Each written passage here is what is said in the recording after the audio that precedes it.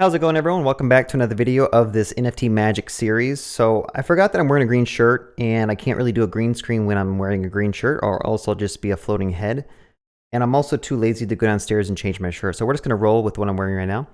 But in this video, I just wanted to kind of get something out there. I'm just trying to get into the habit of publishing videos on a consistent basis. And I did want to talk a little bit about what I'm doing with this project in terms of code as infrastructure. So since a lot of the stuff I'm doing is on Amazon, stuff can get really complex really quick, especially when you're dealing with lambdas and like S3 buckets and triggers and Dynamo DB. And you need to kind of make sure all this stuff is deployed in a consistent manner. So that's when you want to use something called like code as infrastructure. And more specifically, I'm using something called the serverless framework, which basically you can define your resources and click a deploy button. And that'll go to Amazon and spin up all of your S3 buckets, all of your lambdas. It'll hook them together so that your S3 buckets can trigger your lambdas, etc. So I want to give you like a quick overview of how I'm using that in my project and why you might want to use it in your own project if you're doing a lot of Amazon development.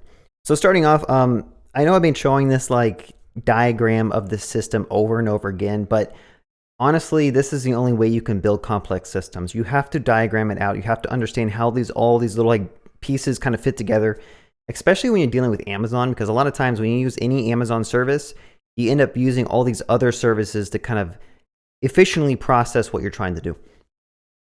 But I'm not going to cover this whole thing in this series because I did do a lot of refactoring and I haven't actually validated that this is perfect. The main thing I want to talk about in this video is step one, right? So pre-sign the URL with a key. This is behind an API gateway, and this is a REST API that's hosted on a Lambda. In fact, let me just make that red. That's kind of how I denote it's like a Lambda. It's like, anyway. So those are the three things I want to share with you in this video right now. Let me zoom in, make sure y'all can see that. So you might say, well, how do you actually deploy this stuff on Amazon? Turns out the best way you can do this is to use some type of code as infrastructure tool, such as Terraform or Serverless. I'm going to use Serverless because it is a lot easier to kind of hit the ground running. But let me just show you some code real quick. So Serverless is basically like a YAML file and a NPM package that you set up. And you can say serverless deploy, and that'll take this YAML file, it'll read through it, find what resources you want deployed onto Amazon, and it'll create those. So for an example, in this YAML, I'm saying I need to basically set up, let me scroll down, a function called NFT-Magic API. So if I do serverless deploy, what that's going to do is it's going to actually go to my Amazon account, and it's going to create an NFT-Magic API here. So you see here, it kind of like adds stuff together to make the name unique. That could be another topic, but you can see that I have this resource that's created all from doing a simple serverless deploy here, right? I'm doing npx serverless deploy, and it's also going to run through and create other stuff. Like I have like a bucket right here called mint bucket, and I gave it a custom name, right? So in serverless, you can actually define like custom strings at the top right here. So I say custom uploads bucket name, and that's my bucket name. So if I were to go to S3, let me show you this real quick. Now my computer is struggling right now, it cannot load stuff. All right, so you'll see that if I search, I have a bucket down at the bottom. Hopefully my head's not blocking that, but you can see down at the bottom, I have a bucket called NFT-Magic uploads zips-dev, right? So the -dev is something that's added on with serverless, or you can kind of choose to. There's something called stages. So you can do like dev, testing, staging, prod. And when you do a serverless deploy, you can change what type of like environment you want it to deploy to. So if you wanted to keep like all these environment resources separated, that's what I'm kind of doing here, because I do plan for NFT-Magic to have a test environment and then a production environment. The test environment is where you kind of deploy stuff, play around, make sure everything works fine. Maybe you can do some load testing over it, some smoke testing, and then if everything's good, you can then deploy to your production environment. So a couple of other things I am setting up here. I am creating a Dynamo table. If I go down here, I plan to use the Dynamo table to kind of keep track of some stuff that's going on in this application. So if I go back to this diagram, you'll see that we have a Dynamo table here, and this is going to keep track of various things related to when a person uploads a zip, like how many files are in the zip, how large are the images in the zip, because I'm going to change the pricing structure based on if you're like uploading a 2000 by 2000 image and you have 10,000 of them, I'm going to charge you a lot more money because it's going to use a lot more of my Amazon resources. If you upload, a zip that has 20 NFTs, and those images are maybe 400 by 400, I'm going to charge you less, right? And I also need this Dynamo table to kind of keep track of the processing state of this NFT. Like you upload the zip and I need to keep track, okay, it's in a pending state, it's actually being processing, it's being minting, it's completed. That way, if anyone comes in the future, like with customer support and says, hey, like I've tried uploading the zip, I paid you money, but I don't see my NFTs being minted. Well, I can say, well, I see that you paid me money. I see that I have a transaction ID on the Polygon network, and all that stuff will be saved in Dynamo, so I can go back and kind of look to make sure that everything is, how you say it should be. But yeah, that's the main thing. I do want to talk about this pre-signed URL with a key, because I did actually get this deployed. So if you go back to serverless, the cool thing about this is that when you deploy a Lambda, it's going to basically deploy that behind an API gateway for you. So I can go to API gateway. Again, it's another Amazon service. So API gateway, let's go here real quick. Anyway, while that's loading, let me show you. I do have a URL kind of deployed, which is going to create something called a pre-signed post. So if you want to grant someone permission to upload to a private S3 bucket, you need to kind of give them a URL that has signed permissions on it. So that's what I'm doing on the code side of things. If I go to this index file here, this is just an express file that has a /presign endpoint.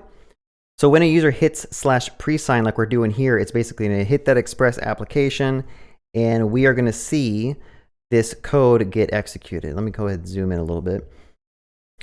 So this is going to take, basically create a random UID, and then it's going to create a pre-signed post saying that the user is able to upload a file, but they have to upload it to that random UID. This is going to prevent people from just randomly putting whatever files they want in my bucket. And then I also have a condition to say that your file can only be a gig. I don't want people uploading files that are larger than a gig. I may change this depending on the actual use cases. Some zips with like 100 or 10,000 NFTs might get pretty big. I'm not too sure.